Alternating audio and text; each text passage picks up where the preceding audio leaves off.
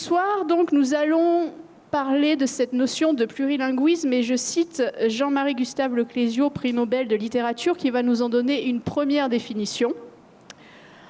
On voit bien que cette pluralité de langues, favorisée par le plurilinguisme, facilite les échanges interculturels entre les différentes communautés, entre les gens des villes et des campagnes, avec les étrangers. Je préfère cette idée d'une société interculturelle plutôt que multiculturelle.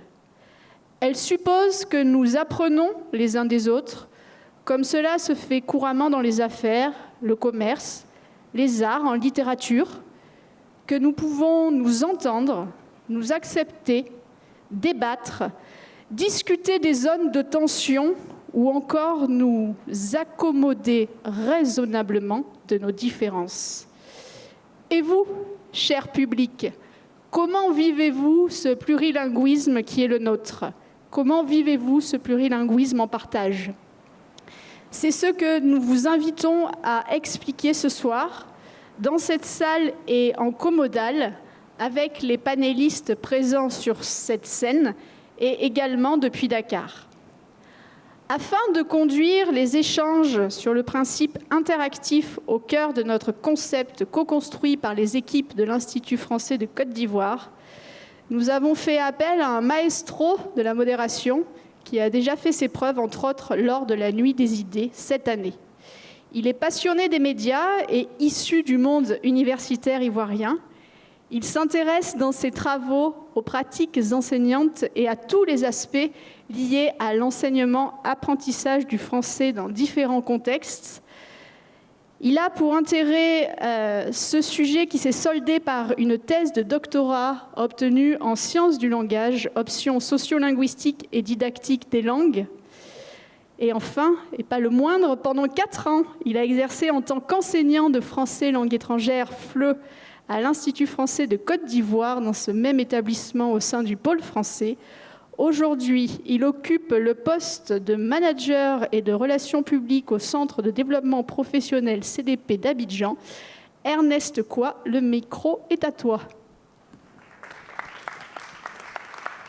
Merci Céline. Mesdames et messieurs, bonsoir et bienvenue à l'Institut français de Côte d'Ivoire dans le cadre du BELC 2022. Il y a un chiffre qui semble faire consensus chez les spécialistes, c'est qu'environ 7000 langues sont parlées dans le monde. Selon le site d'information spécialisée Ethnologue, 2144, soit 30% de ces langues sont présentes sur le continent africain et 287, soit 4%, se trouvent en Europe. Ce tableau décrit confirme que le monde est un espace multilingue et que de nombreuses personnes, en fonction de leur contexte, sont plus ou moins plurilingues. Toutefois, la réalité en lien avec cette question du plurilinguisme n'est pas tout le temps appréhendée comme il se doit, en raison de différents facteurs. Ce soir, nous proposons d'aborder la question du plurilinguisme en contexte avec nos invités que je vais présenter maintenant, s'il vous plaît. Je commence d'abord par mon invitée à ma gauche, Catherine Blonspierre, qui est titulaire d'un doctorat en lettres et civilisation française. Elle est responsable de l'unité expertise et qualité au sein du département langue française de France Éducation internationale. Catherine est formateur de formateurs. Bonsoir Catherine, bienvenue à Abidjan, à Kouaba. À Kouaba. Merci beaucoup et je suis vraiment heureuse d'être ici. Notre deuxième invité est professeur titulaire en sciences du langage. Il est directeur de l'Institut de linguistique appliquée.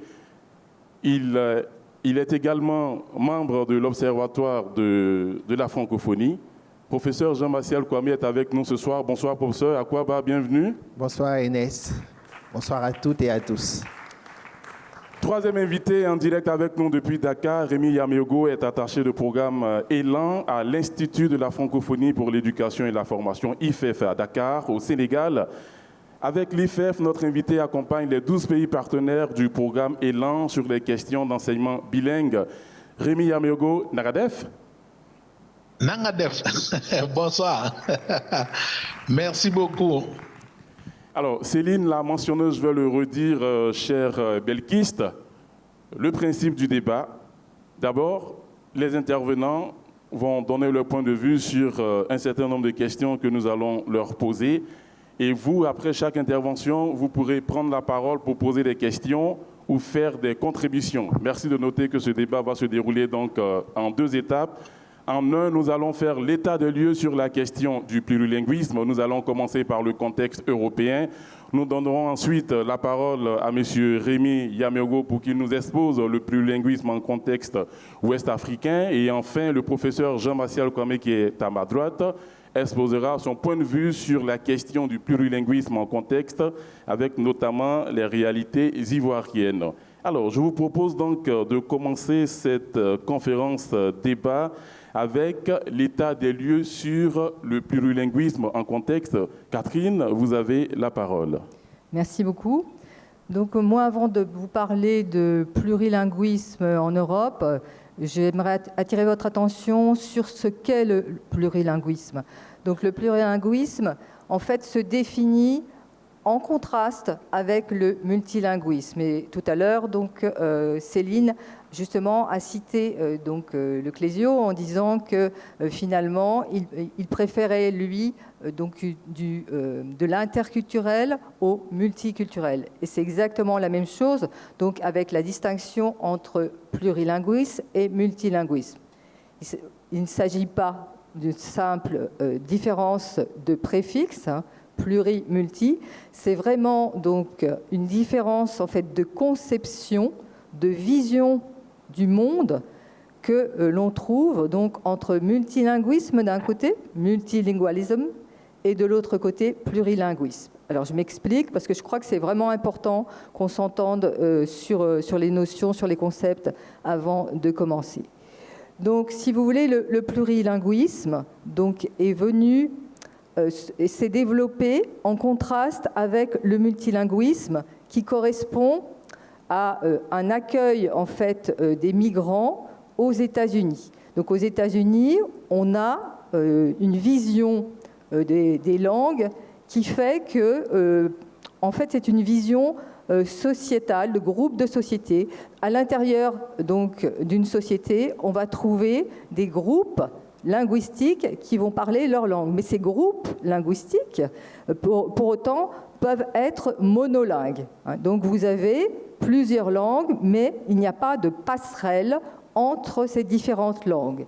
Et on sait ce à quoi ça aboutit parfois et souvent, donc au problème de communautarisme. Donc à partir de là, donc l'Europe, voyant ce modèle, puisque on a quand même une vision de ce qui se passe outre-Manche, s'est dit finalement donc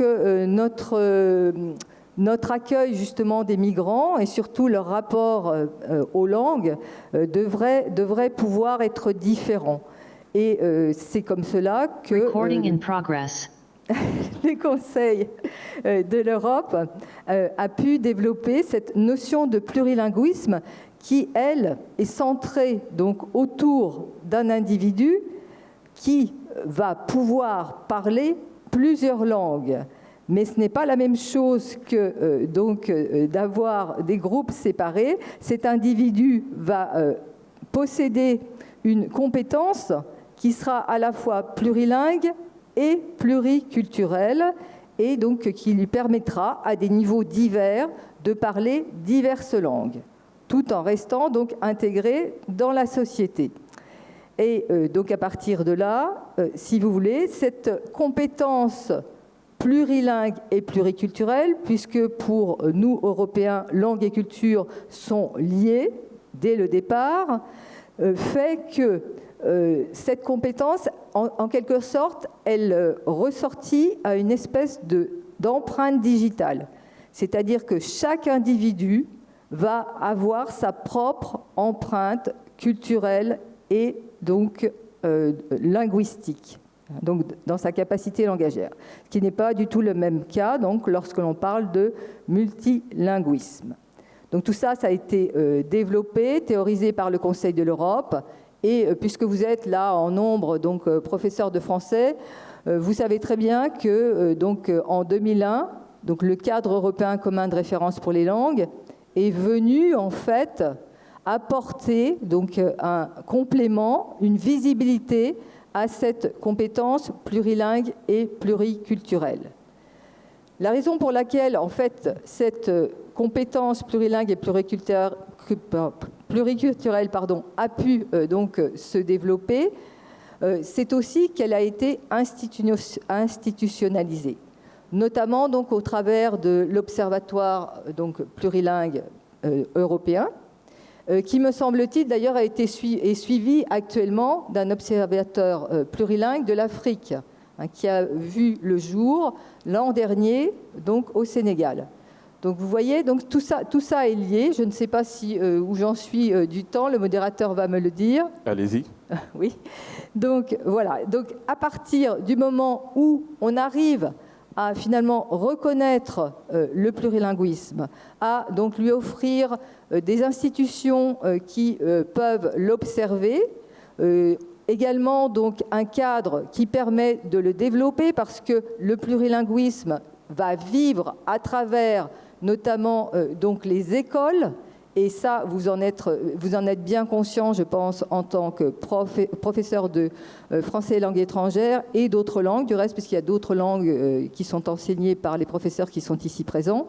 Donc au niveau, si vous voulez, de l'Europe, donc on a quand même, même si, bon, je l'entends tous les jours, hein, donc le nombre d'élèves, le nombre de locuteurs est bien moindre qu'en Afrique subsaharienne, il y a donc des institutions qui font que le plurilinguisme donc, peut se développer. Il y a un cadre et il y a donc également dans certains pays des instituts de plurilinguisme. C'est notamment donc, le cas en Suisse, localement, régionalement, qui permettent donc à ce plurilinguisme de vivre. Et je pense que c'est l'une des conditions premières pour que donc on puisse continuer à développer le plurilinguisme. Voilà. Merci à vous, Catherine. Je me tourne vers Monsieur Rémi Yamégo, qui est en direct avec nous donc, depuis Dakar. Rémi, quelle est la situation au niveau ouest africain? Je rappelle que vous travaillez dans le cadre du projet Élan et que vous collaborez avec 12 pays. Vous avez certainement des choses à dire, Rémi. Exactement. Merci beaucoup de me donner la parole. Merci de la participation de l'Institut de la francophonie pour l'éducation et la formation à cet échange très riche. Et je dirais pour commencer que l'Afrique est déjà en tant que continent suffisamment multilingue, et il faut se reporter un peu dans la période avant la colonisation pour parler de l'Afrique occidentale française, où il y avait ces grands ensembles de populations qui étaient regroupés et qui s'étaient retrouvés pour diverses raisons. On pouvait avoir des populations qui sont retrouvées soit pour fuir des conflits, soit à la limite également pour chercher des terres cultivables, ou également des situations où ils peuvent mieux se retrouver et vivre dans un environnement qui est adéquat. Et ces groupes linguistiques-là sont regroupés dans des grands ensembles et peuvent, pour la plupart du temps, interagir et communiquer. Donc, ce multilinguisme-là a conduit forcément à un plurilinguisme. Et de façon générale, on voit que les communautés qui sont du même groupe, donc on prend par exemple les Gours, les Kwa, les Krou, etc., qui ont une intercommunication, qui peuvent se comprendre, mais il y a aussi le besoin de communiquer avec les autres qui est né du fait des échanges, et donc forcément, on a des individus ou des personnes qui sont à mesure de parler 1, 2, 3, voire 4 langues. Et c'est vraiment un véritable plurilinguisme. Et ces langues-là sont acquises dans un premier temps parfois par le fait que ce soit la langue parlée dans la famille, la langue première de l'enfant, soit la langue de son père ou celle de sa mère, ou les deux à la fois. Ensuite, il va s'attacher à la langue du voisin, le voisin le plus proche pour pouvoir communiquer. Et puis ensuite, progressivement, à la langue véhiculaire, qui va être la langue qui lui permet de parler avec d'autres personnes qui ne sont pas de son pays, et peut-être aller au-delà pour s'appuyer sur ses intérêts personnels et parler de nouvelles langues. Et on sait que de plus en plus, pour des raisons ou pour d'autres, il y a des gens qui parlent de nombreuses langues, qui sont des langues internationales, qui peuvent parler à la fois le chinois, l'anglais, l'espagnol, pour les besoins et pour leur intérêt personnel. Ensuite, il y a le fait que les pays africains ne sont pas dans les mêmes situations. On a des pays dans lesquels on a plusieurs langues dans la plupart du temps, entre 10 et 200 langues parfois. Et dans ces pays-là, il y a des langues qui sont parlées par un certain nombre de populations qui ne sont pas des langues dominantes dans certains pays. Quand on prend la Côte d'Ivoire ou la Guinée, on n'a pas de langue dominante à proprement parler. Mais quand on prend par exemple des pays comme le Sénégal, comme le Burkina Faso ou la Centrafrique, et là vous voyez qu'on a des langues qui sont dominantes, des langues qui sont parlées par plusieurs personnes. Et ces langues-là sont parlées du fait, premièrement, je prends le cas du Burkina Faso, de la répartition des locuteurs sur le territoire national. Quand on prend un pays avec 45 régions, on se retrouve avec plus d'une trentaine dans lesquelles soit des locuteurs natifs ou des locuteurs qui ont appris à parler la langue se retrouvent. Forcément, c'est une langue qui est parlée par plusieurs personnes. Mais on a le cas également des pays comme le Sénégal avec le Wolof, où ce n'est pas forcément le fait de la situation géographique ou de la position à travers le pays, mais le fait de la position ou du statut de la langue dans la communication au niveau national. On a également, au-delà de ces langues-là qui sont parlées dans le même pays, il y a des langues qui traversent et qui sont appelées langues véhiculaires ou langues transfrontalières véhiculaires.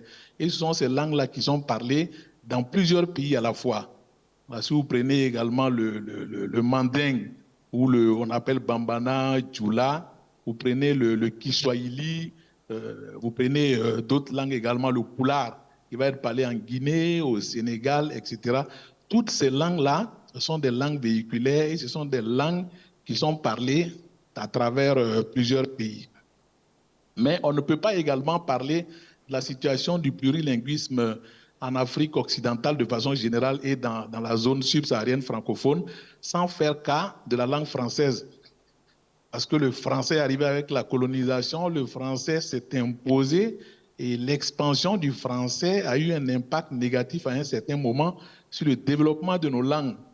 Et il n'était pas rare de constater que pour parler la langue de l'administration, la langue de la colonisation, qui est la langue officielle, langue d'enseignement, il fallait forcément se donner les moyens pour pouvoir communiquer avec l'administration pour résoudre certains problèmes qui étaient des problèmes réels. Mais il y a aussi le fait que cette langue-là est venue s'imposer dans les écoles africaines de l'époque. Il n'était pas rare de voir des enfants être obligés de porter des symboles qui étaient des crânes d'ânes ou d'animaux.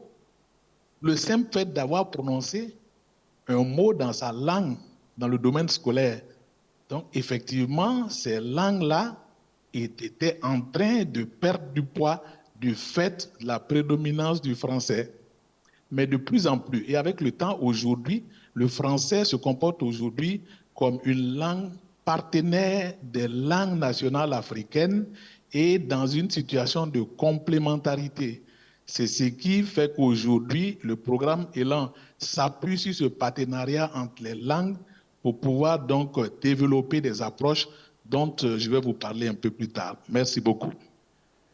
Merci à vous, Monsieur Rémy.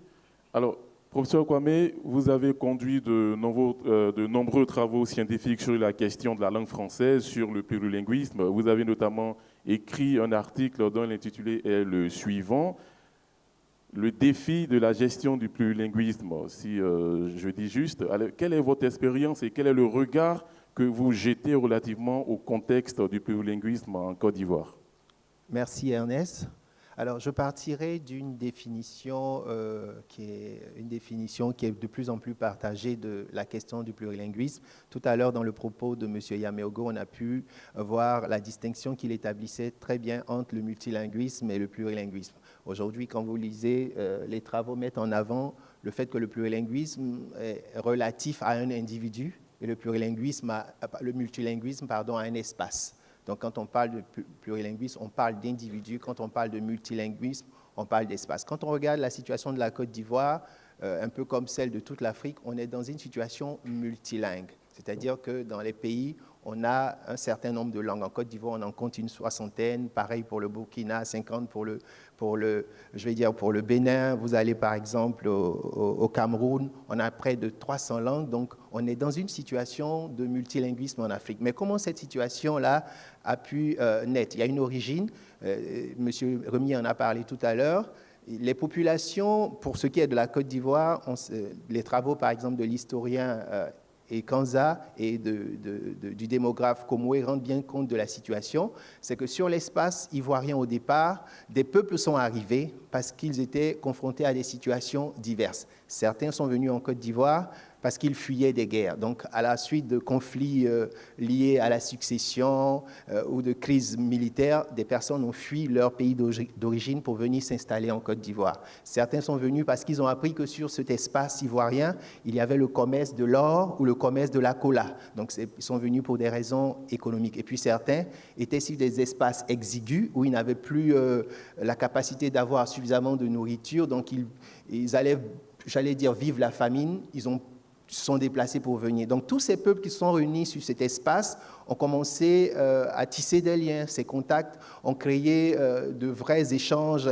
ethno-linguistiques. Donc, les gens parlaient les langues les uns des autres. Mais ce qui va se passer, dès que la colonisation vient, le colonisateur va demander à ces populations d'entrer en interaction avec eux, avec les colonisateurs, seulement dans la langue française. Donc, ces langues-là vont connaître un certain recul. Connaître un certain recul, mais au fil du temps, par le développement urbain, des populations donc, vont vivre dans un même espace, ne vont pas partager forcément la même langue et vont interagir. Ils vont partager, ils vont apprendre les langues les uns des autres. C'est ce qui se passe aujourd'hui, par exemple, dans une ville comme Abidjan, dans ce qu'on appelle les cours communes. Donc, ce sont des concessions où il y a plusieurs locataires qui ne parlent pas la même langue d'origine, mais les enfants qui naissent dans cet environnement vont entendre les langues les uns des autres. Donc, ces enfants, de façon naturelle, vont devenir des plurilingues, c'est-à-dire que dans leur répertoire verbaux, il va figurer par exemple leur langue, la langue de leurs voisins. Donc dans la cour, s'il y en a 3 ou 4, les enfants seront capables de parler ces langues. Et puis, un autre phénomène qui va aider au développement du plurilinguisme, qui va faire que des personnes vont avoir un répertoire verbal pluriel en Côte d'Ivoire, c'est qu'il y a de plus en plus ce qu'on appelle les mariages interethniques. Donc par le passé, on interdisait à certaines populations de parler la langue des autres ou de se marier à d'autres personnes parce il y avait tout un tas de considérations mais qui ne sont pas scientifiquement prouvées. On disait par exemple, les Baolés ils sont ci, les Bétés sont ci, mais aujourd'hui, les personnes ne respectent plus ça. Ils vont vers l'autre par amour. Et de ça, très souvent, va naître, ce plurilinguisme, donc des enfants qui ont le papa ou la maman qui ne parlent pas forcément la même langue et qui vont aussi habiter, dans ces mêmes environnements-là. Donc, cela va, d'une certaine façon, faire naître, émerger le plurilinguisme. Donc, aujourd'hui, c'est dans une ville comme Abidjan, ou en Afrique de manière générale, ce qui est de règle, c'est le ou le plurilinguisme. De plus en plus, il est rare de voir des personnes monolingues. Et cela est renforcé par quoi? Par la scolarisation, par le fait de l'école. On va rencontrer, en plus de ces langues maternelles, on va rencontrer la langue française. Quand on va aller plus loin dans les études, on va rencontrer la langue anglaise. Quand on va arriver en classe de 4e, on sera familiarisé avec la langue espagnole ou avec l'allemand. Donc voici des conditions qui vont faire naître le plurilinguisme ambiant dans lequel on évolue aujourd'hui. Voilà. Merci à vous, professeur Kwame. Alors, Catherine... Je voudrais juste réagir donc, par rapport à ce que je viens d'entendre et aussi par rapport à notre situation en fait en Europe. quand je vous ai exposé donc, la situation de plurilinguisme, justement, on tend vers un modèle, mais ce modèle, c'est un modèle. Et bien sûr, on sait que, si vous voulez, entre justement le multilinguisme et le plurilinguisme, il y a une espèce de continuum. Et qu'en Europe, je ne peux pas parler pour l'Afrique, hein, bien entendu, mais en Europe, on se situe quelque part entre justement ce multilinguisme et donc ce plurilinguisme. La situation n'est pas idyllique, il ne faut pas rêver non plus, c'est-à-dire qu'on a aussi, comme vous le savez, des problèmes identitaires.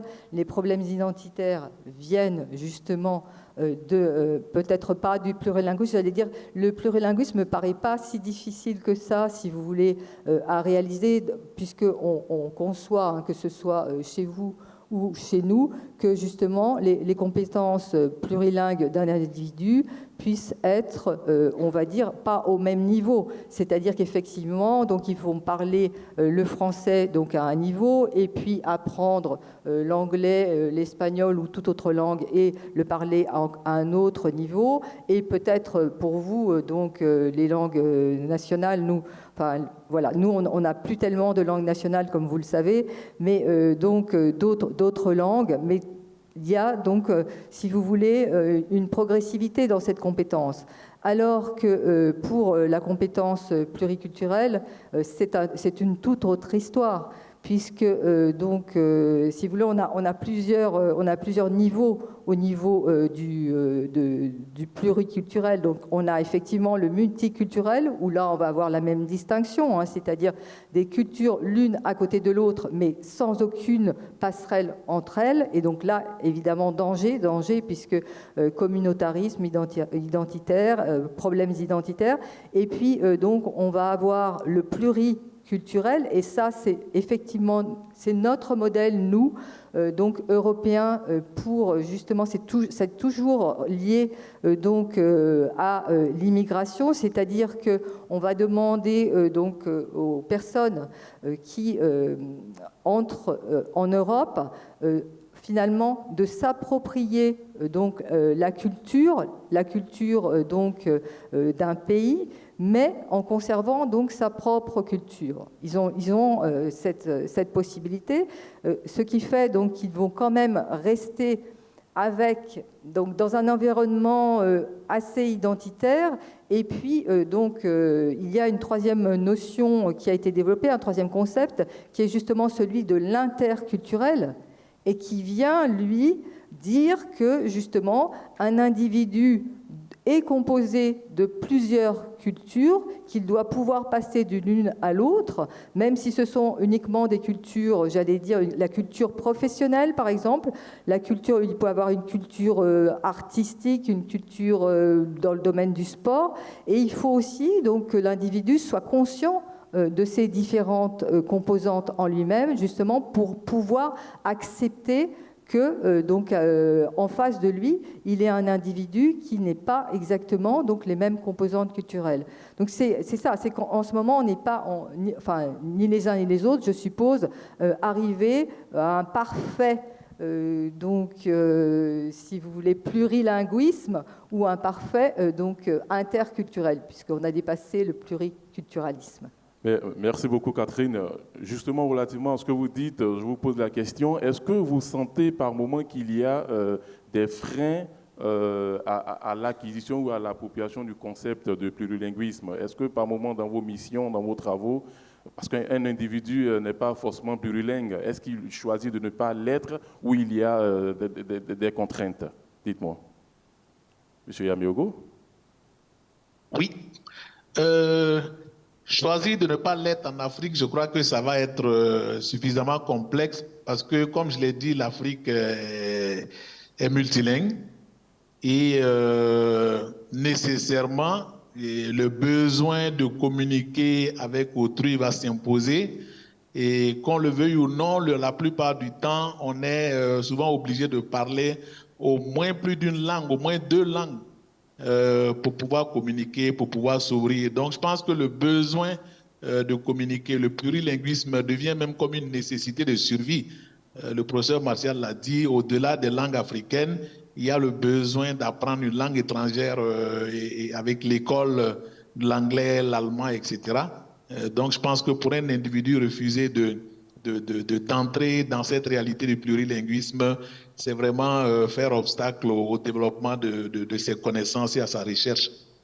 Professeur, vous partagez son point de vue? Exactement. Ce que je veux dire, c'est que le souci avec l'Afrique, c'est que les autorités, j'allais dire les décideurs, ne prennent pas en compte cette dimension-là. Contrairement à ce qu'on observe en Europe avec le Conseil de l'Europe qui institutionnalise cette question, ici, par exemple, en Côte d'Ivoire, ça n'intéresse pas les autorités de gérer ce plurilinguisme. On est resté à l'étape du français comme langue, langue officielle. Quand vous regardez, par exemple, depuis 1960, la Constitution de la Côte d'Ivoire, vous avez la mention, la langue officielle de la Côte d'Ivoire est le français, point. On vous met quelquefois une ligne, l'État va développer les langues nationales, mais ça reste à ce stade. Donc, on ne prend pas conscience de l'importance de ces langues qui sont d'usage quotidien. Que vous prenez la situation de la Côte d'Ivoire, selon les statistiques, par exemple, de l'UNESCO, vous avez 43% d'analphabètes en Côte d'Ivoire, de personnes qui n'ont pas accès à la langue française, qui ne savent ni l'écrire ni la lire, cette langue-là. Et ces personnes, au quotidien, utilisent leur langue locale. Pourquoi ne pas les aider? Pourquoi ne pas passer l'information officielle dans ces langues, en développant ces langues? Moi, je dirige un institut de linguistique appliquée où on est censé décrire scientifiquement les langues, mais on n'a pas l'accompagnement qu'il faut, alors que ces langues-là devraient participer au développement. Quand je ne suis pas juriste, mais vous connaissez tous, nul n'est censé ignorer la loi. Mais quand on saisit quelqu'un qui n'a pas connaissance de la loi, parce que la loi est diffusée en français, est-ce que c'est normal d'emprisonner cette personne? Je pense que l'État est fautif quelque part parce que l'État n'a pas donné accès à l'information juridique à cette personne. Donc je dis que le problème chez nous en Afrique de manière générale, ce n'est pas la situation de la Côte d'Ivoire en particulier. On n'a pas compris que cette question doit pouvoir être intégrée dans les programmes de développement. Merci à vous, on vous a très bien compris sur la question. Alors, je me tourne vers vous, cher Belkist, cher public. C'est le principe du débat voulu par France Éducation Internationale et l'Institut français de Côte d'Ivoire. Ce débat se veut interactif. Vous avez donc la parole. Dites-nous, le professeur M. Yameogo, a souligné le fait que la situation n'est pas identique, donc ça dépend du contexte. Dites-nous, vous, comment vous vivez la question du plurilinguisme dans vos différents pays? Est-ce que c'est une question qui ne se pose même pas? Est-ce que on a occulté, elle est mise en veilleuse? Parlez-nous de votre expérience, vos questions et vos contributions nous intéressent. Vous avez la parole, vous levez la main et mon collègue va porter le micro vers vous. Voilà, très bien. Alors je voudrais qu'on fasse parler l'hospitalité ivoirienne en donnant la parole à M. Idriss qui vient du Mali. Bonsoir, monsieur. Présentez-vous, s'agit-il d'une question ou d'une contribution? Il s'agit d'une demande d'explication un peu plus approfondie, quoi. Allez-y. C'est Idrissa Traoré, je suis professeur de lettres et enseignant à l'Institut français de Bamako. Alors, ma demande s'adresse à Madame Catherine. Quand elle a dit, si j'ai compris, peut-être qu'en Europe, il n'y a presque pas de langue officielle. Oui, c'était langue nationale, pardon. Je voudrais qu'elle explique un peu, quoi. Et surtout par rapport à la notion aussi qu'elle a dit que l'Europe a dépassé, comment est-ce qu'on appelle le pluriculturalisme. Le pluriculturalisme. Voilà, donc je voudrais que vous vous expliquiez un peu ces différents points-là. Alors, merci. Oui, merci pour vos questions. Ça correspond à des réalités qui sont pas les vôtres. Donc, parce que moi, ça fait une semaine pratiquement là que j'ai des stagiaires qui sont issus des différents pays d'Afrique subsaharienne et que j'entends parler tous les jours. Et j'encourage d'ailleurs ces échanges de langue nationale. Donc, en France, nous avons une langue nationale qui est le français. mais nous n'en avons plus d'autres.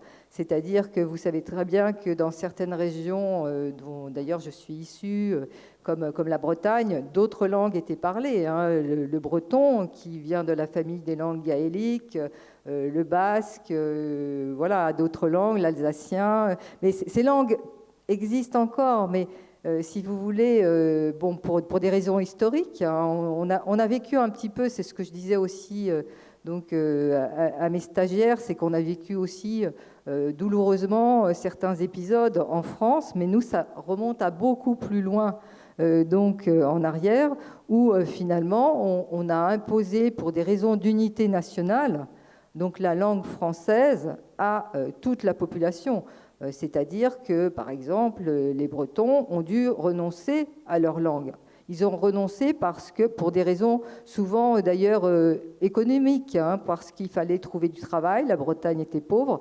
Donc ça s'est fait, on va dire, de façon quand même douloureuse, puisque ces langues, même si elles sont encore enseignées dans certaines écoles, si vous voulez, qui sont des écoles bilingues sur ces langues en fait régionales, en fait, nous n'avons plus qu'une langue qui est le français, qui peut avoir des variétés, mais je crois qu'ici aussi on a des variétés de français comme le nouchi par exemple. Donc, mais enfin, ça n'a rien à voir si vous voulez. Mais nous avons perdu nos langues, nos autres langues, et à mon avis, nous ne les récupérerons plus. Donc c'est vrai que quand on voit ce qui se passe chez vous, on se dit, bon, ces langues, justement, elles paraissent être encore là, elles paraissent être encore vivantes. Donc la question, mon interrogation, c'est que pouvez-vous faire, justement, pour que ces langues-là ne meurent pas? Et c'est quelque chose qui me paraît très, très important. Mais il y avait une autre question. Alors, je ne sais pas si j'y réponds maintenant. Oui, allez-y. Voilà. Par rapport, si vous voulez, à justement la culture, parce que donc dans nos conceptions, notamment dans celle du Conseil de l'Europe, il n'y a pas de petite langue, il n'y a pas de grande langue, en principe. Ça, c'est la théorie. Après, ça se décline. On sait très bien que certaines langues ont plus de poids économique que d'autres. C'est ça, ça se reflète au niveau de l'emploi. Il n'y a pas non plus de petite culture ou de grande culture.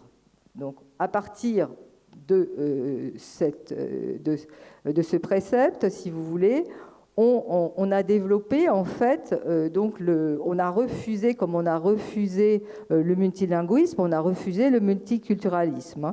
Le fait donc de poser des cultures les unes à côté des autres sans qu'on puisse justement communiquer entre ces cultures, qu'on reste enfermé dans sa propre culture. Et donc là, il y a eu 2 étapes. Donc la première étape, ça a été justement d'aller vers du pluriculturel, de la même façon qu'on parle de plurilinguisme. Donc le pluriculturel, ça a consisté en fait à pouvoir continuer à vivre dans sa propre culture tout en se conformant à la culture donc, qui était la plus répandue dans le pays. Quand on venait d'un autre pays, dans le pays d'accueil.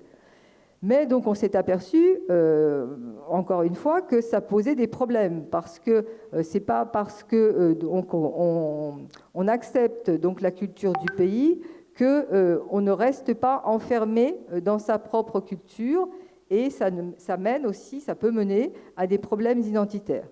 À partir de là, donc il y a des chercheurs comme Daniel Coste, Geneviève Zarat, qui, du reste, sont aussi des didacticiens du français langue étrangère, qui ont réfléchi à la façon d'essayer de casser ce modèle même de pluriculturalisme pour aller vers bien autre chose, c'est-à-dire l'interculturel. L'interculturel, donc, c'est, en tant qu'individu, être conscient qu'à l'intérieur de soi, on a soi-même plusieurs cultures et qu'à partir de là, en face de soi, on a des individus qui eux-mêmes ont plusieurs cultures et qu'on doit tolérer ces cultures et ne pas les rejeter et ne pas s'enfermer. Voilà, c'est en fait la différence qui existe entre multiculturel, pluriculturel et interculturel. On n'en est pas du tout à l'interculturel, hein, je vous rassure tout de suite. Mais on tend vers ce modèle. Merci pour toutes ces précisions, Catherine. Une deuxième question dans la salle. Bonsoir, monsieur. Veuillez vous présenter. S'agit-il d'une question ou d'une contribution? Bonsoir. Je suis Ndré Benjamin, inspecteur principal de l'aide moderne, premier vice-président de la Commission Afrique et Océan Indien de la FIPF. C'est une question. Elle s'adresse au professeur Jean-Martial Kwame. Professeur, je voudrais savoir si vous avez connaissance du projet d'école intégrée initié par le ministère de l'Éducation nationale. Ce projet qui consiste à enseigner les enfants dans leur langue maternelle jusqu'à la classe, au cycle primaire. Et si vous avez connaissance de ce projet, quelles en sont les limites? Parce que vous avez dit tout à l'heure qu'on ne fait pas la promotion de nos langues maternelles. Je peux? Oui, c'est un dialogue direct. Hein. Allez-y, professeur. Alors, je pense que la personne la mieux placée, c'est Rémi ici, qui est le coordonnateur. En fait, voilà, le projet PEI qui s'est couplé à Élan Côte d'Ivoire. Ce que j'ai à dire pour mes premières recherches sur le projet, et j'ai une étudiante qui a conduit un travail de recherche dans le cadre de sa thèse sur la question, c'est toujours, je vais dire, l'accompagnement institutionnel et puis la mobilisation sociale autour du projet. C'est cela qui cause un véritable problème. Vous allez voir des parents qui sont très réticents à faire partir leurs enfants dans ces établissements parce que ce qu'ils se disent, pour eux, les langues locales ne peuvent pas permettre de véhiculer le savoir scolaire. Donc, il y a des parents encore qui pensent que le savoir scolaire n'est pas propre aux langues de Côte d'Ivoire. Donc, il y a ça. Tout ça, ça n'encourage pas. Et à côté de ça, il y a des problèmes techniques, c'est-à-dire que quand ces enfants, par exemple, apprennent à l'école dans leur langue, il faut pouvoir trouver de la littérature après, dans ces langues-là, pour pouvoir renforcer leur capacité, leur connaissance dans ces langues. Ce qui se passe, c'est que quand vous regardez, vous allez dans les librairies, combien d'ouvrages vous avez qui sont publiés en langue ivoirienne ou c'est écrit en langue ivoirienne. Voici par exemple des choses. Et puis, le plus gros problème, c'est le problème de l'argent, des moyens. L'État allait demander à monsieur, je vais laisser monsieur Rémi le dire, c'est pas toujours que l'État donne sa contribution, je vais dire. Hein. On a accepté le projet en Côte d'Ivoire, mais très souvent, aller leur demander, c'est pas... Voilà, c'est ça. Merci, professeur Rémi. Allez-y, rapidement. Merci. C'est juste pour ajouter qu'effectivement, depuis 2016, le programme Élan expérimente une approche d'apprentissage pour l'amélioration de la qualité des apprentissages scolaires en alliant le français et les langues nationales, notamment le Tula pour ce qui concerne le programme Élan. Le programme Élan est venu donc s'appuyer sur le projet, le PEI, qui avait déjà une expérimentation en cours dans certaines localités de la Côte d'Ivoire. Et Élan est venu donc apporter des outils, une expertise pour mettre en application donc cette approche-là afin d'améliorer les résultats des enfants. Et aujourd'hui, Élan, les résultats des apprenants dans les écoles bilingues de Côte d'Ivoire sont suffisamment satisfaisants en collaboration avec le PASEC. Très bien. Rémi, programme d'analyse, voilà. Alors, je voudrais qu'on réserve l'aspect en lien avec l'enseignement-apprentissage pour le second axe du débat. Alors, je voudrais me tourner pour prendre une dernière question avant de... Allez-y, bonsoir monsieur. Présentez-vous et posez votre question ou faites-nous part de votre contribution. Okay. Bonsoir, chers panélistes. Je voudrais vous remercier pour vos différentes interventions. Je voudrais particulièrement saluer le professeur Kwame Martial, mon maître. Je vais dire depuis le début du séminaire, je suis avec professeur Catherine. Je salue également monsieur Rémi. J'ai deux questions. Allez-y, soyez précis et concis pour donner l'occasion à tout le monde de poser une question au moins. Allez-y. Voilà. Ma question d'abord s'adresse au monsieur Yameogo. Voilà. Nous savons que les projets qui prennent en compte les langues locales traînent parce qu'il y a des questions, notamment liées à la multiplicité des langues locales. Et il y a également des tensions identitaires qui sont liées à ces langues. Et si ces projets n'ont pas abouti à cause de ces questions, parfois pilotés par l'État, on a des projets tels que le pays qui était une initiative étatique, qui n'a pas, je vais dire, abouti en quelque sorte. Et si la francophonie prend la relève, qu'est-ce qui garantira peut-être la réussite de ces projets? Est-ce que ce n'est pas un échec programmé? Voici ma première question. L'autre question, c'est aussi, elle est adressée au professeur Kwame Martial. Voilà. Nous savons que depuis longtemps, des projets sont menés et sont abandonnés. Bon, pourquoi l'Institut, je vais dire, laisse l'initiative à la francophonie et dit qu'elle n'a pas de moyens pour continuer ces projets? Voici un peu, parce que le professeur a mentionné qu'il y a parfois des fonds, il y a des difficultés au niveau, voilà. Je ne sais pas si je me suis fait, j'ai bien compris. Alors, dites-nous, de quel projet s'agit-il pour la seconde question? Bon, au niveau, par exemple, du pays. Projet école intégrée, c'est cela? Très bien, merci. Rémi, je vous laisse répondre d'abord. Merci. Oui, merci beaucoup. Je répondrai directement que, contrairement à ce que le collègue pense, ce n'est pas un échec programmé. C'est plutôt un appui en expertise que le programme Élan apporte, parce que pour développer un enseignement bilingue, il faut se dire qu'il y a plusieurs composantes. Ce n'est pas seulement la composante didactique ou la composante formation des enseignants, il y a la composante plaidoyer, sensibilisation, mobilisation sociale. Et comme on l'a dit, il y a également ce partenariat-là et cette collaboration qui doit exister entre les chercheurs, le professeur Martial qui est là, et le personnel du ministère de l'Éducation nationale chargé donc de mettre en œuvre la question de l'enseignement bilingue. Il faut donc qu'il y ait cette articulation-là très forte et qu'il y ait une volonté politique véritablement affichée. Comme le professeur l'a dit, au-delà des textes de loi, au-delà de tout ce qui est dit, il faut que la question de l'enseignement bilingue soit inscrite dans la stratégie de développement du ministère de l'Éducation nationale, de sorte que les moyens puissent suivre. Et ça dépend forcément de la volonté politique. Élan appuie comme un levier et le reste, c'est aux différents pays de prendre le relais. Très Merci. bien. Merci beaucoup, professeur. Rapidement. Alors, rapidement, échec. En fait, le projet PEI n'est pas une initiative de l'ILA. Nous, on avait le projet Nord qui a bien réussi parce que c'était vraiment, je vais dire, conduit par les linguistes. Celui-là, c'est une initiative du ministère. Le problème, c'est que l'ILA n'est pas partie prenante. Je veux dire, par moment, on nous invite, mais ce n'est pas nous qui conduisons. Le véritable problème qu'on a pu observer, c'est que pour passer, par exemple, à l'utilisation des langues, je vais dire, dans ces programmes éducatifs, il faut que les langues soient suffisamment outillées. C'est-à-dire quoi? Il y a le lexique scolaire. Donc, il faut trouver dans les langues des correspondances du lexique scolaire, comme on dit stylo, par exemple, dans une langue.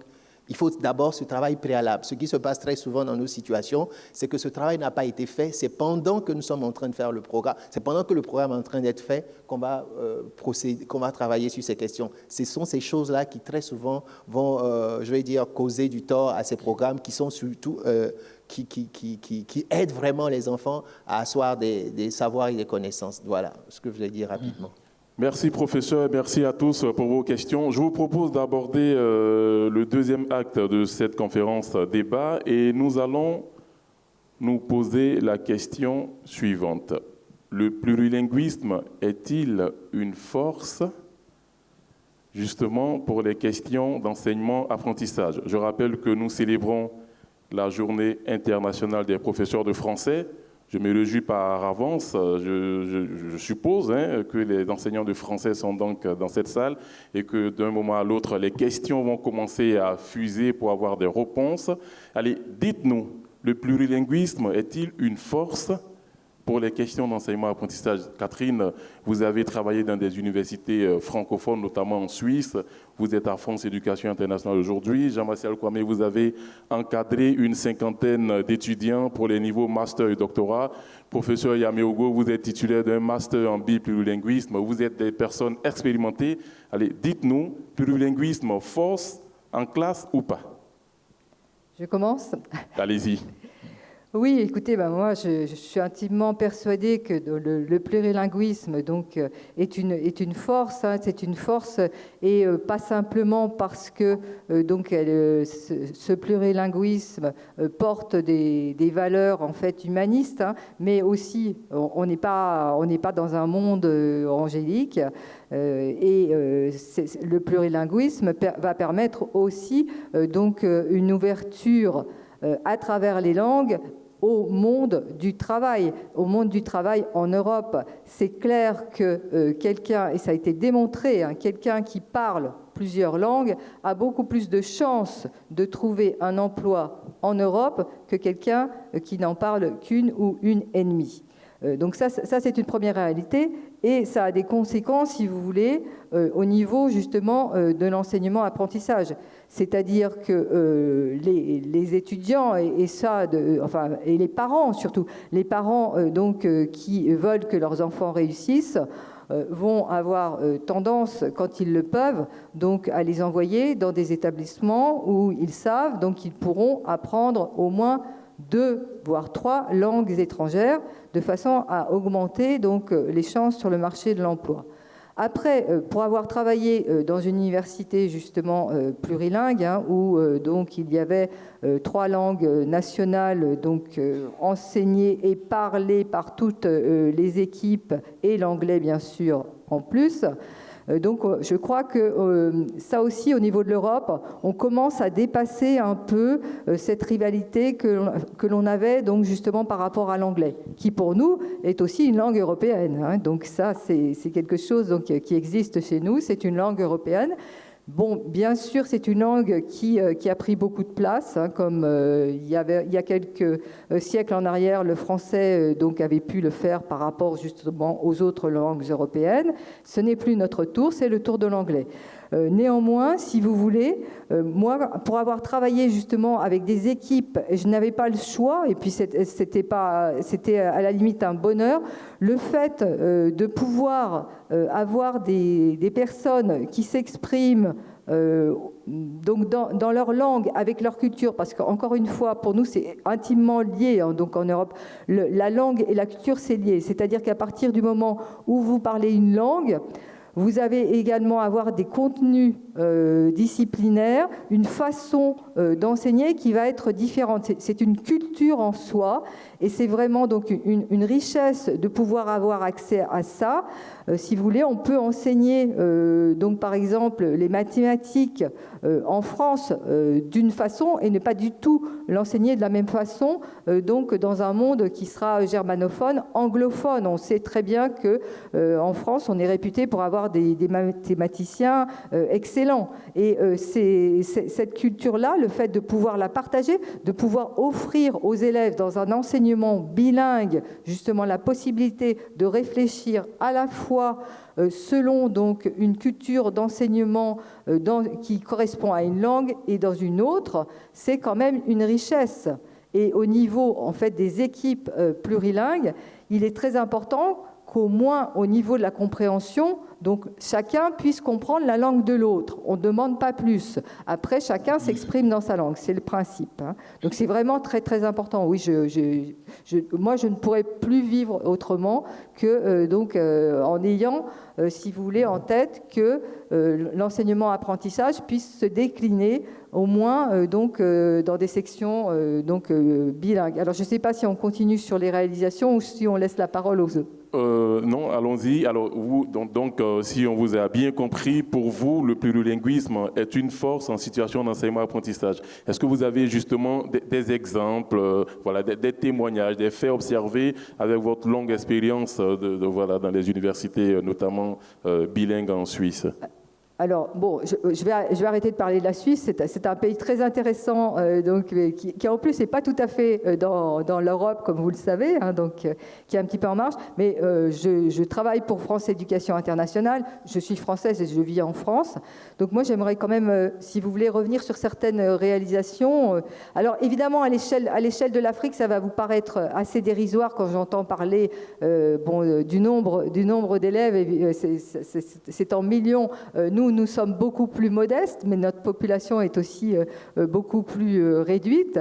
Mais si vous voulez, actuellement, nous avons donc au sein de France Éducation Internationale donc, le fil plurilingue, par exemple, qui s'occupe justement de recenser à travers donc, une carte interactive l'état à son échelle, hein, l'état justement du bilinguisme. Donc je vais vous donner quelques chiffres. Évidemment, ils vont vous paraître dérisoires hein, rapportés donc à votre population.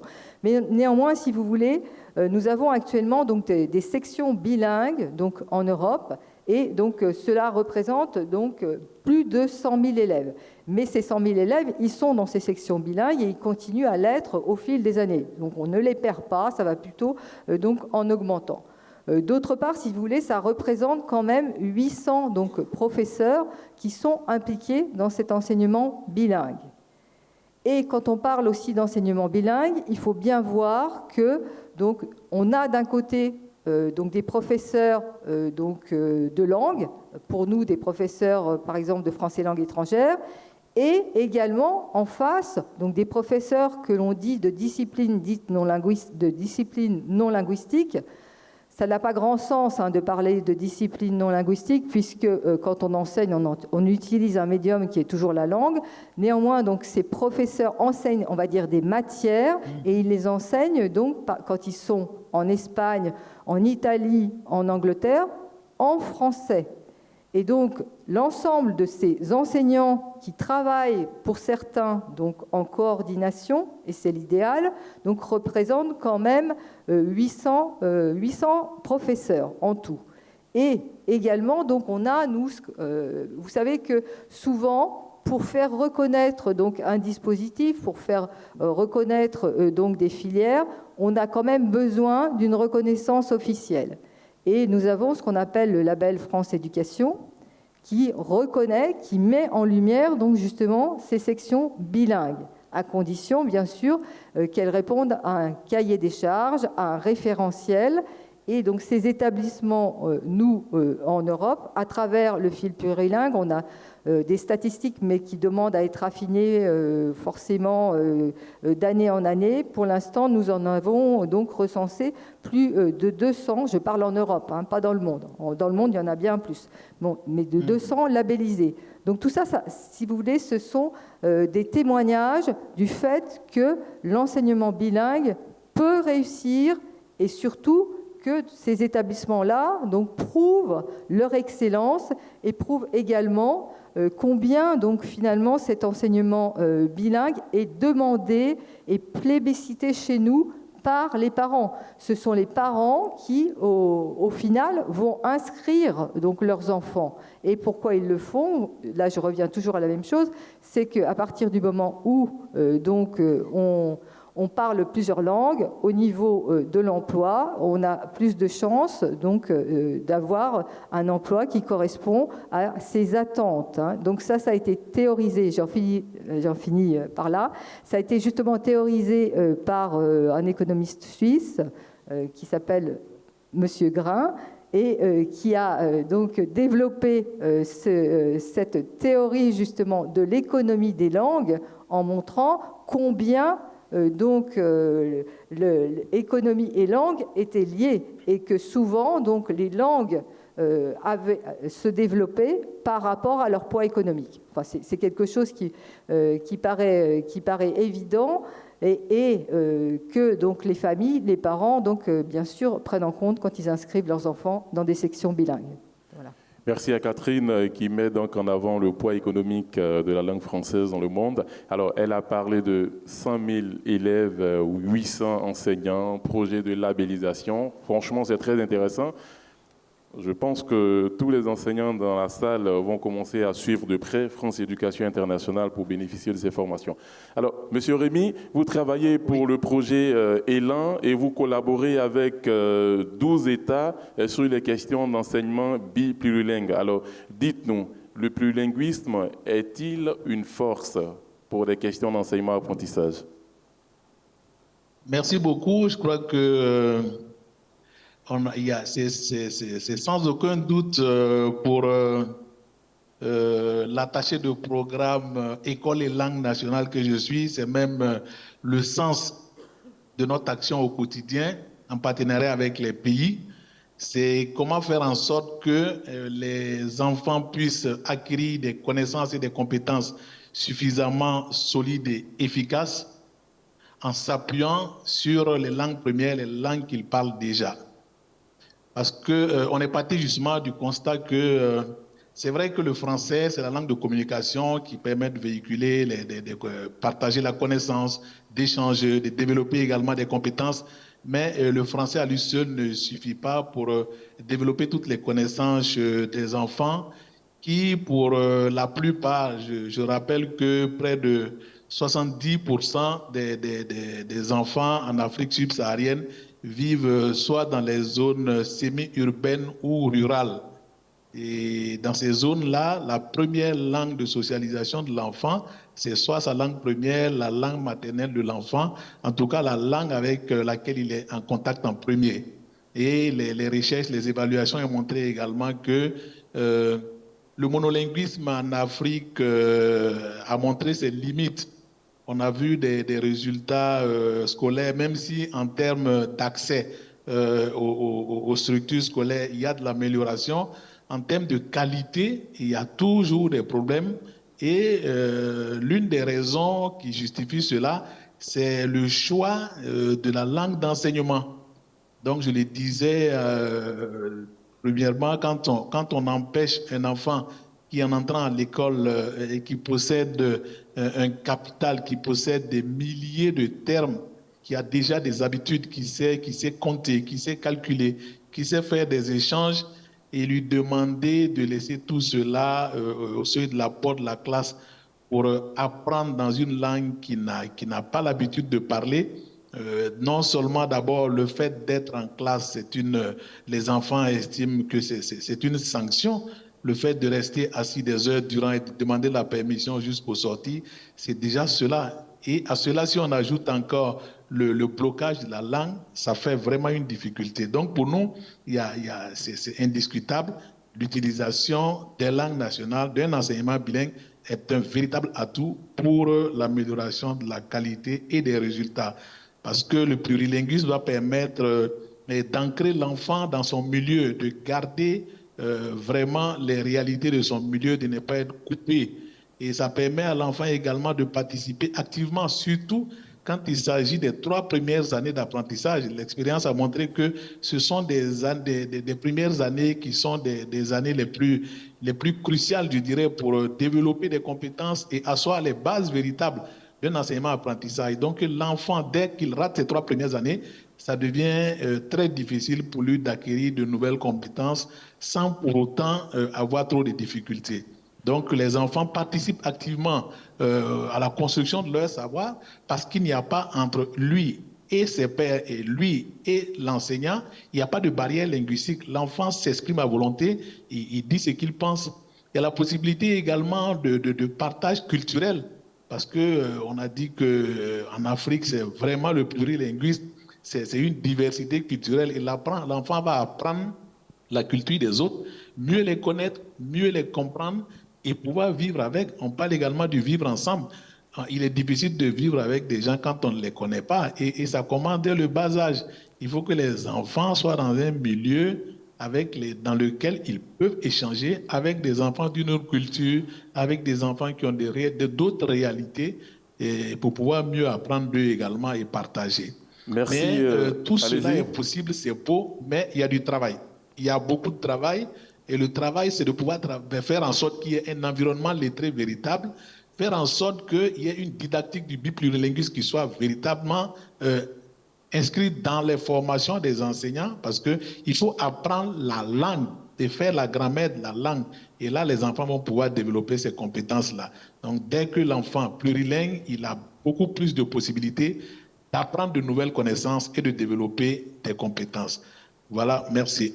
Merci à vous, Monsieur Yamégo. Alors, les propos que vous tenez laissent penser que le plurilinguisme est une chance, est une opportunité pour chaque enseignant.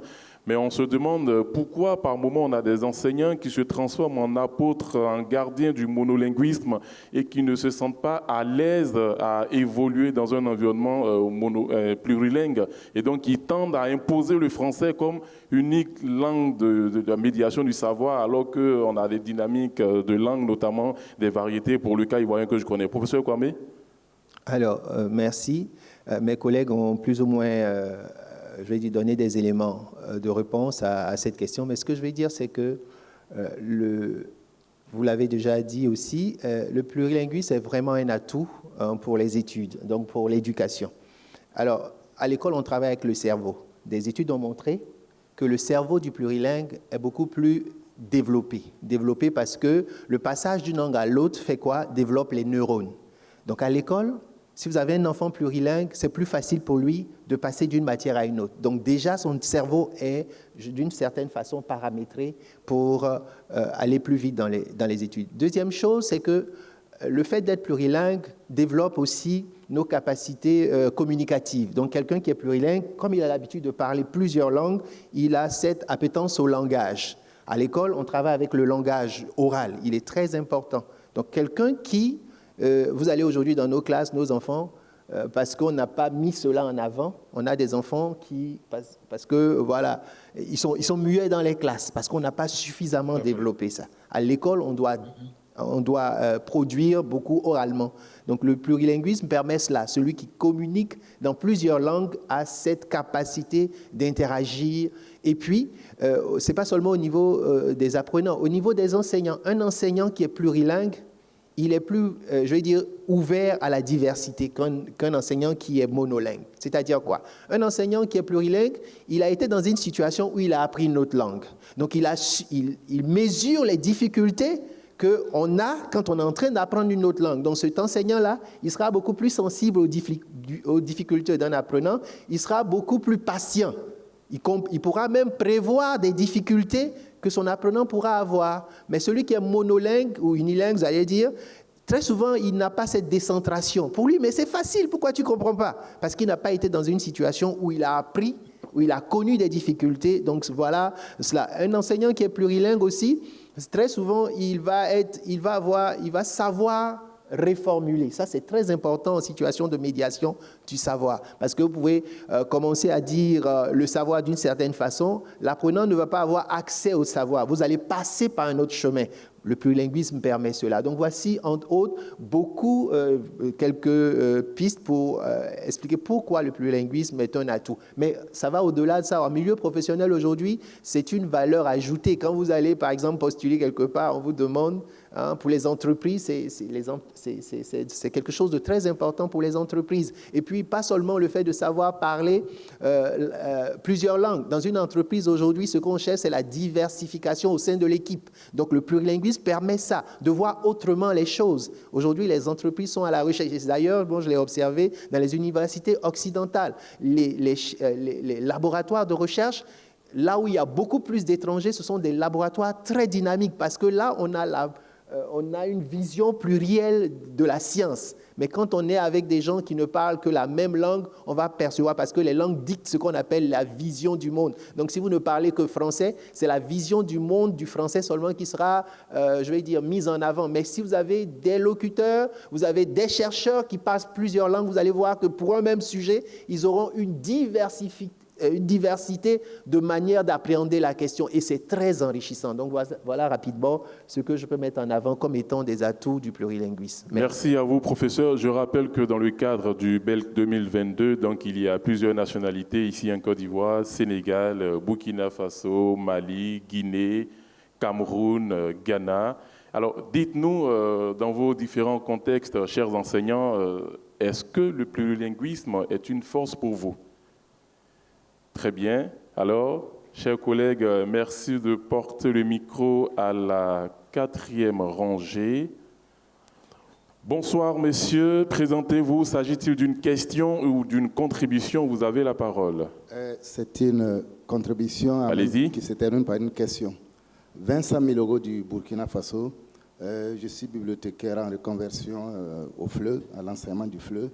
Il faut dire qu'il y a eu une période au Burkina Faso où l'enseignement bilingue a été expérimenté. Et les résultats ont montré que, surtout dans les mathématiques, les enfants qui étudiaient dans des langues, avec leur langue nationale, progressaient beaucoup plus vite que ceux qui étaient obligés d'utiliser rien que le français. Malheureusement, je dis malheureusement, comme les successions au niveau de nos pouvoirs ne se font pas tout le temps démocratiquement, après des changements, cet acquis-là est presque abandonné et c'est resté aux mains des religieux qui ont pu faire des bibles dans les langues. Il faut dire qu'au Burkina, ils ont subdivisé, il y a 60 ethnies, mais on a fait 4 grands groupes, Djoula, Moré, Fulfulde, Gourmachema, qui sont utilisés pour les enseignants, pour véhiculer l'enseignement. Et les autres groupes doivent se rattacher à ces différents groupes.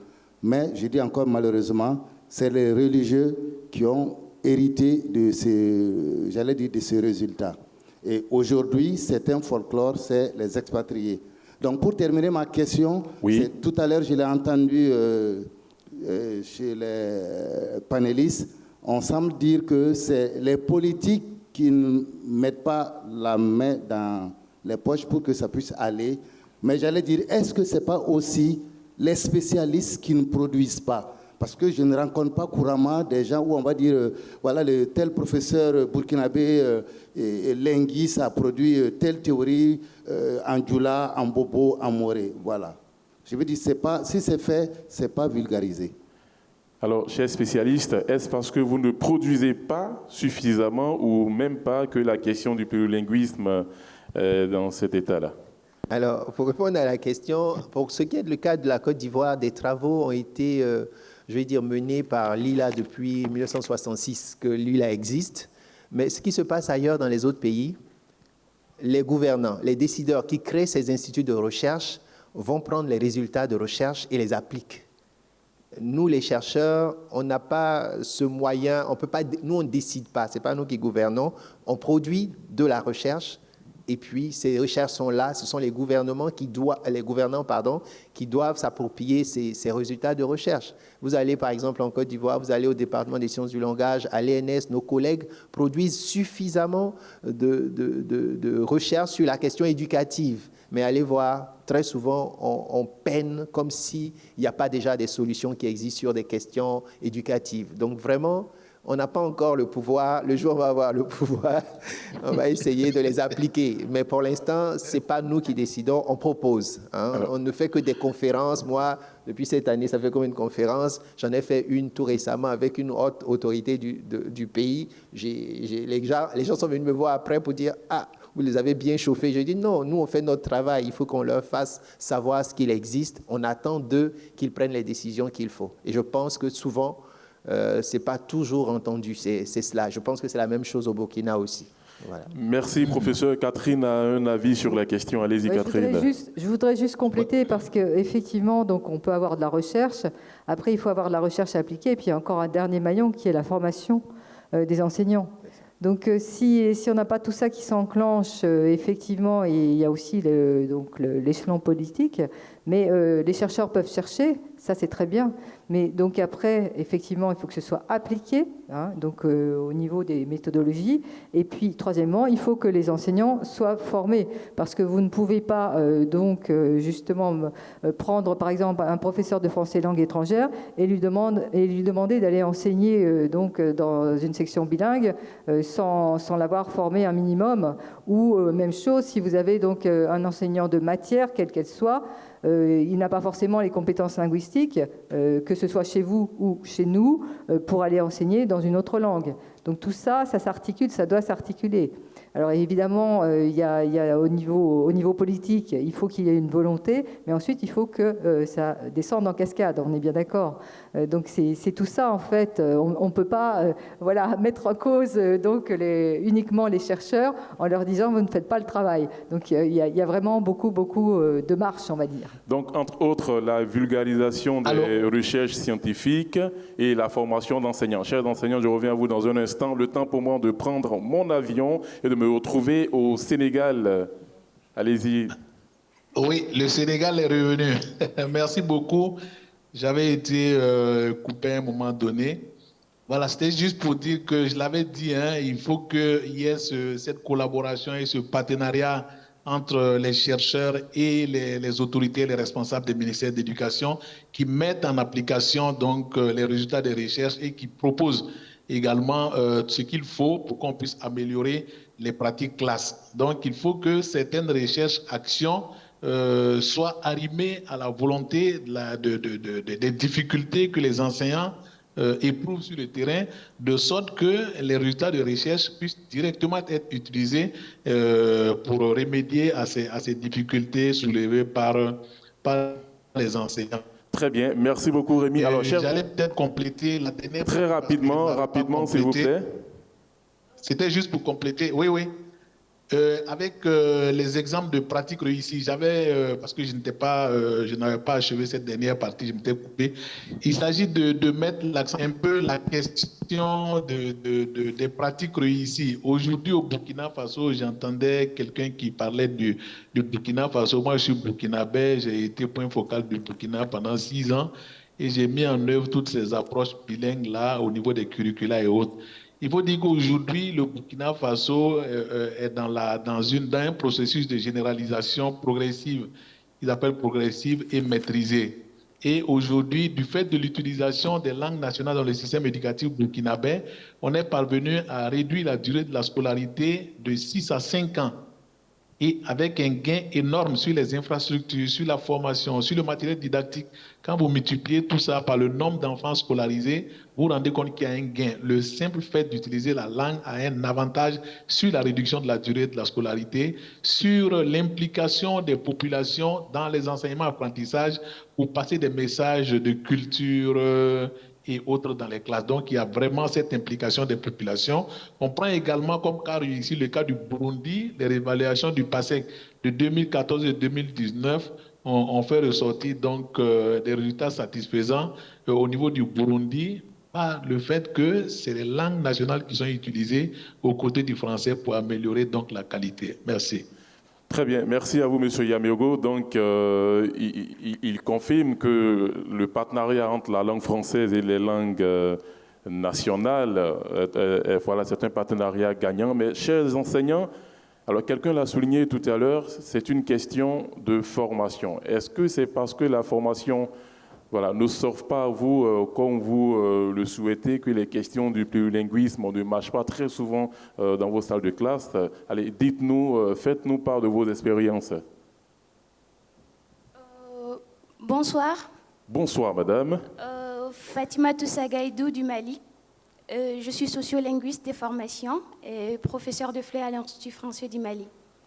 J'ai 2 questions centrées sur les cas ouest-africains.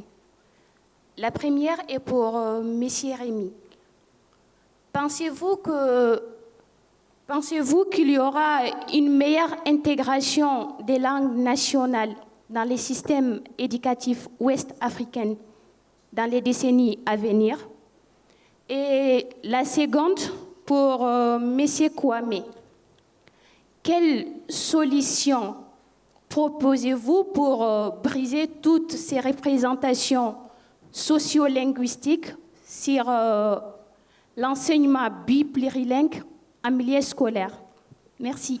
Alors, Monsieur Rémi, merci beaucoup pour votre question. Monsieur Rémi Yameogo, alors vous allez prendre la boule de cristal et faire des projections maximales. Allez-y. D'accord, je dirais que je suis très confiant pour une meilleure intégration de langues nationales dans les systèmes éducatifs, parce qu'aujourd'hui, c'est devenu une affaire qui ne relève plus de l'OIF, une affaire qui est prise en charge par la plupart des institutions internationales, que vous prenez l'UNESCO, la Banque mondiale. Tout le monde parle aujourd'hui des langues nationales, tout le monde parle de l'utilisation concomitante d'une langue nationale, d'une ou plusieurs langues nationales et des langues étrangères ou des langues officielles pour améliorer la qualité. Et c'est comme je disais, il faut qu'un certain préalable également soit rempli. Ces préalables-là, on les a identifiés, on les a relevés. Il va falloir qu'il y ait ce travail de fond en termes de formation, en termes de mobilisation financière et surtout en termes d'approche harmonisée. Parce que quelqu'un l'a dit, le plus souvent, il y a moins de financement parce que dans les mêmes pays, il y a plusieurs expérimentations qui se succèdent les unes à côté des autres sans parfois d'évaluation et on passe à une autre. Alors qu'aujourd'hui, l'objectif serait d'avoir une approche harmonisée qui est l'approche qui a été retenue par le pays et des approches bilingues qui est la synthèse de toutes les pratiques porteuses d'enseignement bilingue. Et on pourra, dans ces conditions-là, avoir le soutien et l'accompagnement de tous les partenaires autour de ce choix-là. Mais c'est un choix qui est politique, c'est un choix qui revient à chacun des pays. Merci. Merci. Professeur, vos solutions? Alors, moi, j'ai un regard autre sur la façon de revitaliser ou de faire la promotion des langues. Si vous regardez, très souvent, ce qui n'a pas marché, c'est parce que on a, de mon point de vue, c'est l'orientation qu'on prend, par exemple, pour valoriser les langues. Vous voyez, très souvent, les linguistes vont vous dire il faut revenir à vos langues nationales, vos langues maternelles, parce que ces langues sont en perte de vitesse, ces langues sont en danger. Mais je ne vois pas quelqu'un, je ne vois pas un jeune aujourd'hui revenir à sa langue si on lui dit que sa langue est en train de mourir. Personne ne veut aller vers quelque chose qui est moribond. Donc, je pense qu'il faut plutôt montrer l'attrait des langues. Moi, aujourd'hui, je fais un travail avec mon équipe sur l'étymologie dans les langues de Côte d'Ivoire. On a découvert que dans nos langues, la façon de dire la réalité est beaucoup plus, beaucoup plus belle, j'allais dire, en djémé. Je prends l'exemple. En français, comment on dit l'étranger? Ça, c'est mon analyse, je peux me tromper. Le terme étranger n'est pas loin d'étrange. Mais dans ma langue maternelle, le terme pour dire étranger, c'est celui qui a faim. Donc, dans la perception de ma langue, l'autre qu'on ne connaît pas n'est pas étrange. C'est quelqu'un qu'il faut aider. Donc, je montre, j'allais dire, cette beauté. Et ça fait que les gens commencent à s'intéresser à ma langue. Le terme pour dire pardon dans ma langue maternelle, en français, c'est pardon. Donc, pardon, je ne vois pas, je n'ai pas pu trouver comment gloser ça beaucoup plus profondément. Mais dans ma langue, le terme pour dire pardon, c'est yachi. En fait, quand on apprend la langue, on enseigne la langue à l'enfant, on lui dit à travers le terme yaki, il faut avoir pour totem la colère. Vous voyez le terme, ce que ça signifie dans ma langue.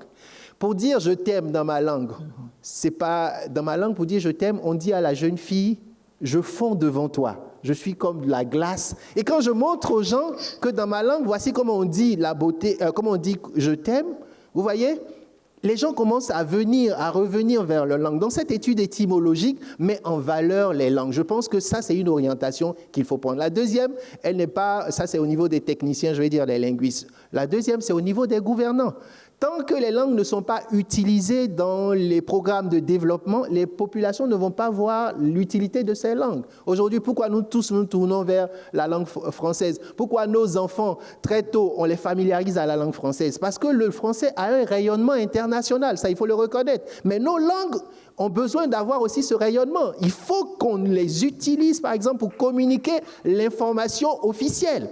Et quand on le fera, les populations vont voir, ah, nos langues aussi comptent, nos langues sont utilisées dans la science, parce que nos langues aussi disent la science. Donc ce sont ces choses-là, de mon point de vue, qui peuvent mettre en valeur nos langues. Voilà. Catherine, des propositions pour briser, effacer toutes les représentations? Alors, moi, j'aurais une question par rapport à ce qui vient d'être dit. Donc, je suis sensibilisée depuis quelques jours à toutes ces questions et notamment donc, par Fatimatou, qui vient de s'exprimer. Donc, je suis tout à fait. Donc, maintenant, j'ai l'impression de bien mieux comprendre le plurilinguisme chez vous. Et merci à tout le groupe.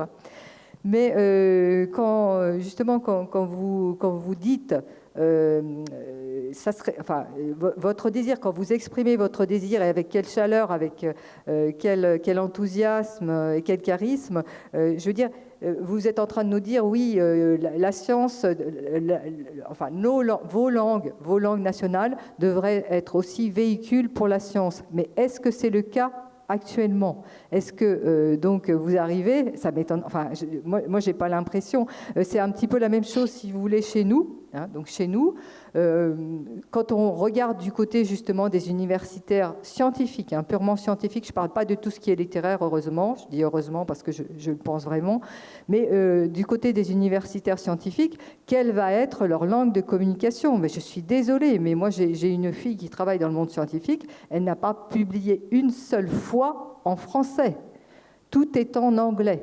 Donc, c'est ça, si vous voulez, c'est ça la difficulté. Nous, on l'a pour une autre langue, vis-à-vis d'une autre langue, mais est-ce que vous êtes capable actuellement de publier dans vos langues nationales? Voilà ma question. Alors, chez nous se posent plusieurs problèmes. Donc, quand je parle, par exemple, d'instrumentaliser les langues, c'est cela. Par exemple, je vais vous rendre compte de la situation en ce moment. Aujourd'hui, en Côte d'Ivoire, on utilise plusieurs orthographes, une orthographe pour chaque langue. C'est-à-dire que celui qui va écrire en baoulé va utiliser une orthographe qui sera différente de celui qui va utiliser pour une langue comme le dan. Donc, ce sont des problèmes qu'on a à régler. Là, en ce moment, nous sommes en train de travailler sur l'harmonisation de ces orthographes pour permettre, par exemple, à quelqu'un qui lit le baoulé de lire une autre langue. Donc, ça, ce sont des premiers...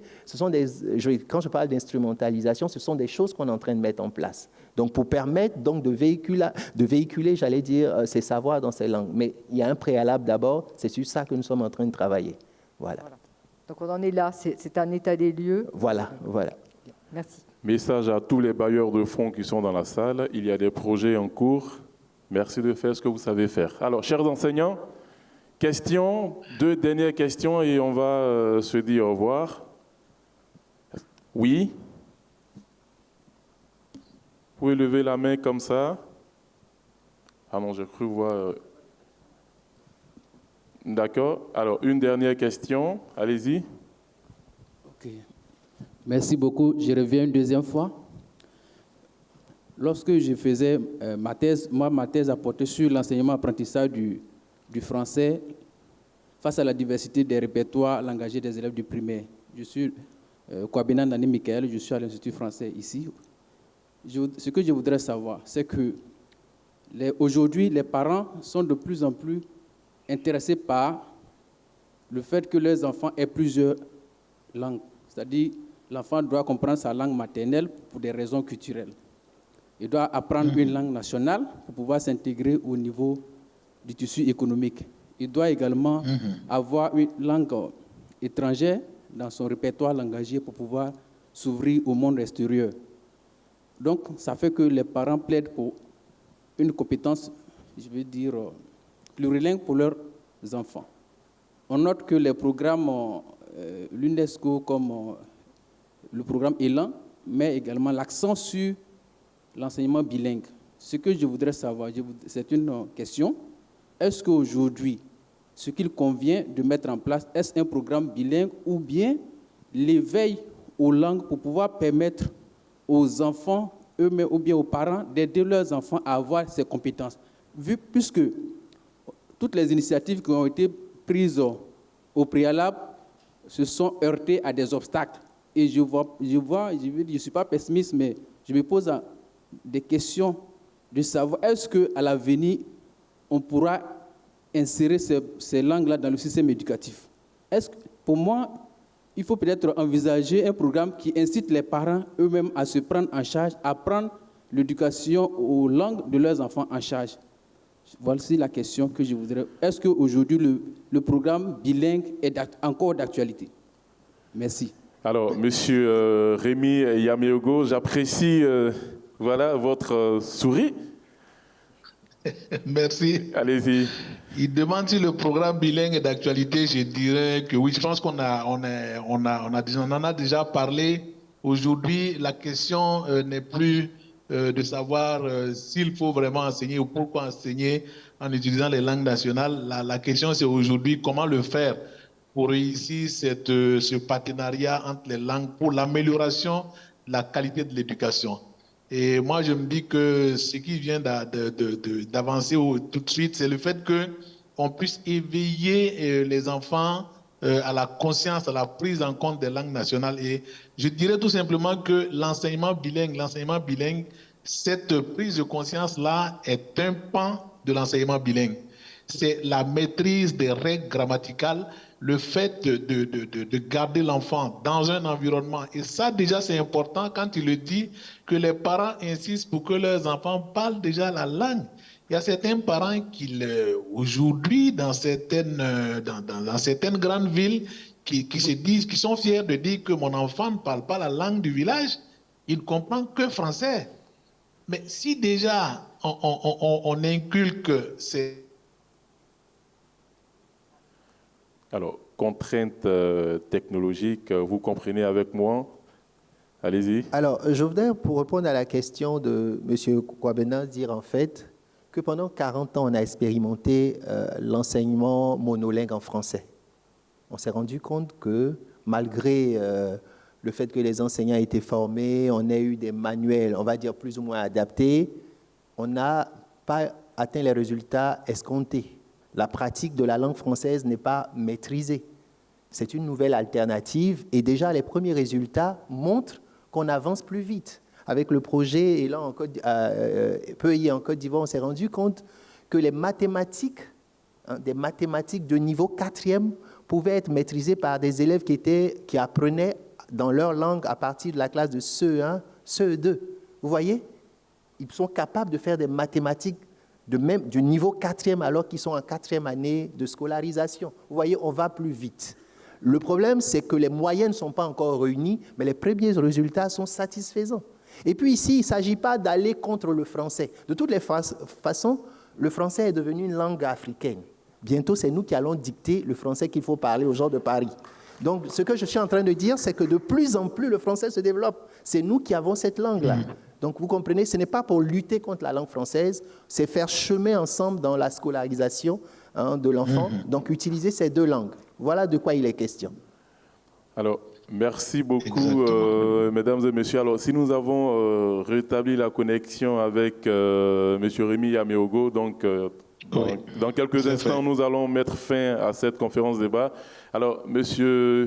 Yaméogo, je vous redonne la parole et vous allez donner votre conclusion relativement à toutes les questions posées, tous les aspects de la question qui ont été traités ce soir. Merci beaucoup. Je vais d'abord commencer par dire merci aux organisateurs, merci à l'Institut français, merci à tous ceux qui œuvrent au quotidien pour faire en sorte que le plurilinguisme et l'enseignement bilingue de façon particulière soient des réalités dans l'environnement scolaire et même dans le quotidien de nos populations. Je dis que c'est une question qui est très, très importante et question sur laquelle la réflexion doit se poursuivre parce qu'on a cette volonté, les pays africains sont engagés dans cet enseignement qui permet à l'enfant de valoriser sa culture, de s'appuyer sur les valeurs culturelles positives et de partager son savoir avec les autres, tout en allant vers l'ouverture au monde, comme le professeur Kwame l'a dit, tout en s'ouvrant également sur le monde, en apprenant également d'autres langues, comme le français ou l'anglais. Et donc, je dirais que ces échanges-là doivent se poursuivre et c'est une très bonne entame que les professeurs de français prennent également le relais et qu'ils soient également des acteurs qui travaillent en faveur de l'utilisation de ces langues nationales et du plurilinguisme parce que c'est l'une des solutions à l'amélioration de la qualité de l'enseignement en Afrique. Merci. Plurilinguisme comme solution de l'amélioration donc de la qualité de l'enseignement en Afrique. Catherine Blance-Pierre, merci d'avoir été avec nous. Alors, un mot en guise de conclusion. Je crois que je vais commencer à apprendre le nouchi, d'après ce que je vais entendre. C'est propre, en termes de pays, c'est malzo. Puisque nous en aurons bientôt besoin. Voilà. Bon, merci pour ces débats vraiment très enrichissants et qui nous permettent justement de mieux comprendre, d'élargir le spectre du plurilinguisme, parce que c'est vrai que le plurilinguisme en Europe, nous avons notre propre conception, nous avons aussi la chance d'avoir donc des institutionnalisations qui permettent de le faire vivre, notamment aussi des doubles diplômes. Tout cela fait que nous sommes, si vous voulez, un petit peu plus en avance sur cette route, encore une fois, qui va donc du multilinguisme jusqu'au plurilinguisme. Mais je pense que vous avez vraiment tous les outils pour le faire et que vous allez aussi trouver votre propre voie. Nous avons tous les outils pour parvenir au plurilinguisme. Professeur Kwame. Alors, terminé, je dirais, donc je reviendrai sur ce que j'ai dit. Le plurilinguisme est un atout, un avantage pour l'individu, au niveau personnel, au niveau social, mais au niveau professionnel. De plus en plus, je vais dire, toutes les entreprises recherchent des personnes qui sont capables d'utiliser plusieurs langues, mais qui ont aussi en même temps plusieurs cultures. Donc c'est une vraie source de richesse et un vrai trésor. Il faut développer le plurilinguisme aussi bien dans les langues internationales que dans les langues locales. Donc il est important d'avoir connaissance de ces différentes langues. Dans les langues, on apprend beaucoup de choses. Dans les langues, on devient beaucoup plus performant. Donc c'est important. Pour ceux qui sont, par exemple, enseignants de français, surtout dans la situation africaine, ne rejetez pas les langues premières des apprenants. Si vous vous rendez compte que dans la classe, souvent, ils n'ont que cela comme moyen de communication, il faut arriver à les aider. Donc, en prenant appui sur ces langues, vous allez mieux leur inculquer la langue française que vous allez utiliser. Donc, il ne s'agit pas systématiquement de refouler ces langues à l'école. C'est ce qu'on a fait pendant des années. Vous voyez là où on est arrivé. Donc, vous construisez même les variétés de français. Aujourd'hui, moi, j'ai observé avec mes étudiants dans les classes, on s'est rendu compte que les enseignants, au niveau de la transmission du savoir, quand ils sont bloqués avec le français standard, quand ils vont utiliser le français, les variétés de français, l'enseignement passe plus facilement. Donc, dans la situation de classe, il faut tenir compte de la pluralité des langues dont les élèves sont porteurs pour pouvoir médier le savoir. Je vous remercie. Merci à vous, professeur. Oui, vous avez le droit d'applaudir. Merci à vous, chers belkistes, mesdames et messieurs, d'être venus. Merci de nous avoir fait confiance. Merci à l'Institut français de Côte d'Ivoire et merci à France Éducation Internationale. Mesdames et messieurs, nous allons encore une fois ovationner nos panélistes.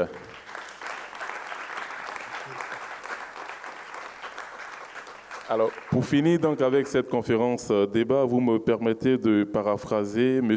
Philippe Tremblay, qui est le directeur de l'Observatoire européen du plurilinguisme, qui rappelle que le plurilinguisme peut être à la fois une réalité et un projet.